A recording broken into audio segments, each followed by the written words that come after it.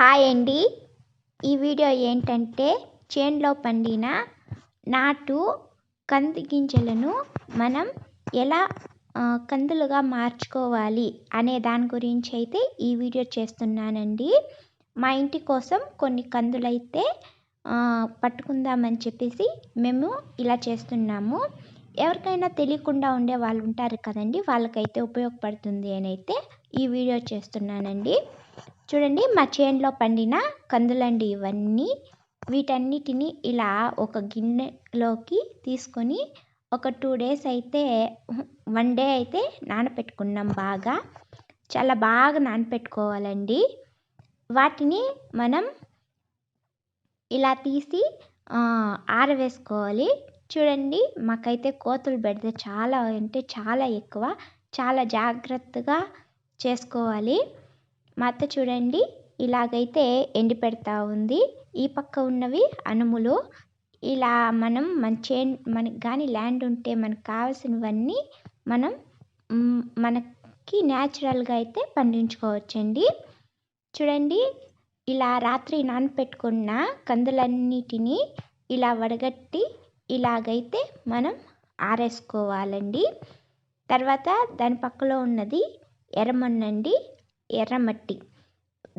దీన్ని అయితే కలిపి మనం 1 day అంతా ఆరవేసుకోవాలి. దానివల్ల ఏం ప్రయోజనం అనేది మా అత్త ఈ వీడియోలో చెప్తారు చూడండి.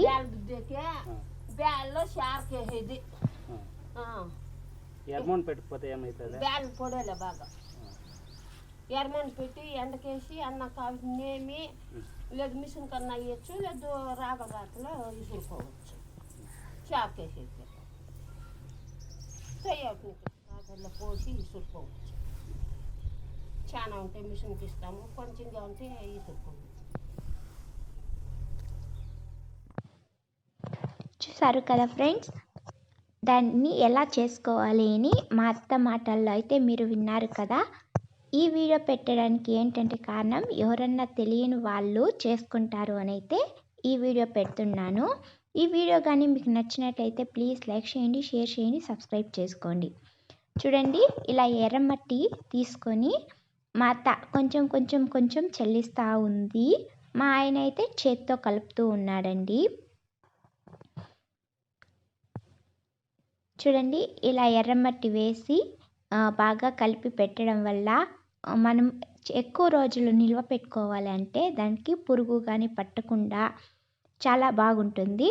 ఇది న్యాచురల్ వేలో న్యాచురల్గా పండించుకోవడం.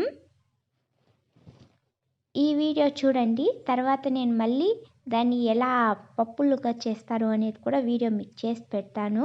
ఈ వీడియో కానీ నచ్చినట్లయితే ప్లీజ్ కామెంట్ చేయడం మాత్రం మర్చిపోకండి. ఈ వీడియో ఎలా ఉంది అనేది కూడా చెప్పండి మీ కామెంట్ రూపంలో.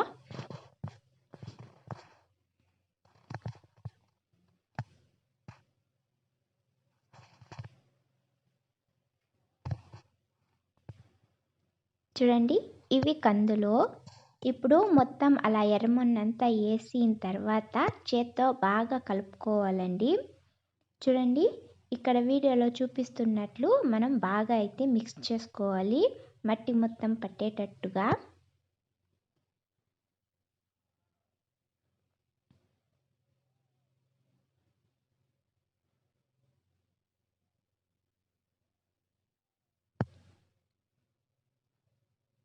చూడండి, ఇక్కడ మా ఆయన అయితే కలుపుతూ ఉన్నాడు. ఇలా మనం కందులను బాగా మిక్స్ చేసుకోవాలి. మిక్స్ చేసిన తర్వాత మొత్తం ఇలా ఉంటుంది. చూడండి, ఇలాగైతే మనం బాగా మిక్స్ చేసి వీటిని ఎండలో ఆరబెట్టుకోవాలి. తర్వాత మనకు ఎండిన తర్వాత వాటిని కడిగేసి మనం మా అత్త చెప్పినట్టుగా చేస్తే మనకి నాటు కంది బ్యాళ్ళు అయితే రెడీ అవుతాయి.